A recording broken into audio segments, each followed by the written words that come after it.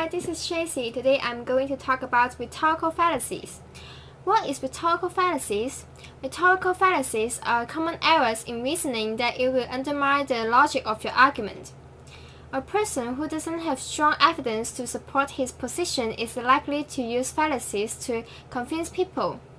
There are 6 fallacies in total, but today I'm going to introduce the appeal to emotion to you first. The first appeal I want to introduce is the appeal to consequence of a belief. This belief concluding that an idea or proposition is true or false because the consequences of it being true or false is desirable or undesirable. This fallacy lies in the fact that the desirability is not related to the true value of the idea or proposition. The first example I want to offer is the religion. For religion believers, they hold a basic claim that God must exist. If he didn't, then people have no reason to be good and life will have no meaning. But the fact is that it's also possible to have good life without God. No one knows if God existed or not. If you are believers, then you have strong will to believe in God's existence, and you will link all the agreeable things to that, even though you know the opposite side can also be correct. The second example is a common one. When a teenager who is used to be kind and agreeable to do something bad and unusual such as cheating and stealing, his or her parents and teachers will defend him or her because they don't believe that such a good child will do those evil things. There must be some understandings, right? But the fact is that a good person will not always be good, and vice versa. The last example is my own experience. I have been trying to save money for several months, but I can't help spending money on shopping. Whenever I tell myself not to shop or you can't save money, I just tend to offer many reasons to persuade myself to buy and postpone my saving plan. For example, when I see a pair of adorable sneakers, I will tell myself that you should buy it now. If you don't buy it now, you will miss it and you will not be able to buy it again. And that's why I can't save the money. But there are many adorable sneakers launched every month. The second appeal I want to introduce is the appeal to flattery. This is an attempt to win support for your argument, not by the strength of your argument, but by the flattery on whom you want to accept your argument. The person may end up being tricked by you and to do something they don't intend to do. For example, when you want to buy something with a cheaper price, you will bargain with the seller, right? So you may try to flatter him, such as to compliment his look, the design of his store, and his characteristics. You may also bless him to have a higher turnover volume. Even though the seller is not willing to offer you a cheaper price, he would love to offer you after hearing your compliments. I bet that you and I must have encountered the following example. It's important to give a good impression in your interview. In addition to your physical appearance and the way how you dress yourself, it's also important to flatter your company, even though it's not true. For example, when you have your interview, you may probably say, "It's my great pleasure to be interviewed by an outstanding manager in this prestigious company." Wow! Although the company is not that famous, you are going to say that anyway because you believe that the interviewer will have a better impression on you after hearing your compliment.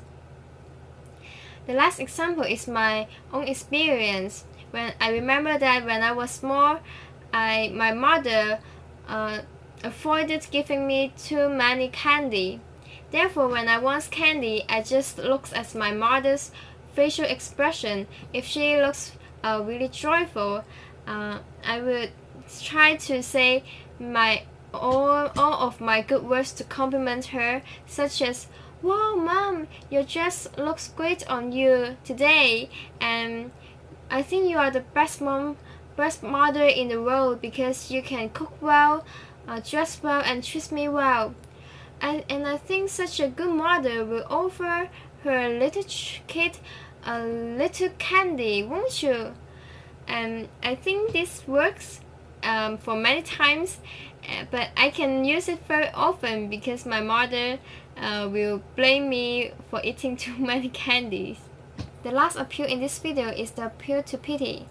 This appeal attempts to convince people by using emotions, especially sympathy, rather than evidence.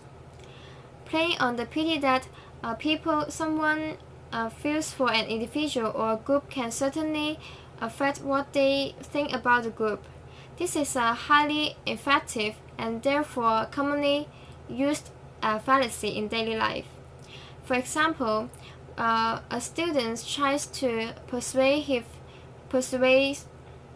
his professor to give him a higher grade because he was studying so hard during his grandma's funeral. The professor can easily be convinced because it's reasonable for him to perform worse under such circumstances. Nevertheless, it's unfair to other students. They studying so hard as well, but they lose the extra grade just because of the lack of this inevitable event. The following example is a convincing example. A US jury has been shown a series of graphic images of people who burned to death in 11 of September 2001 attack on Pentagon.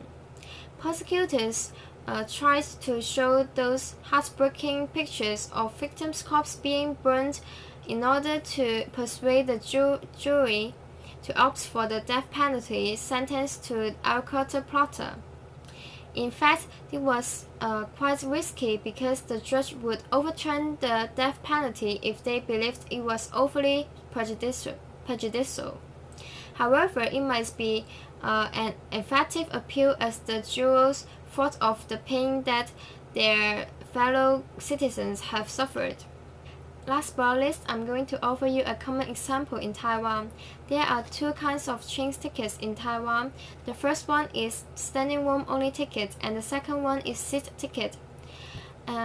It's not compulsory to give the seat to the elderly in the train because you have already paid for the seat ticket, right?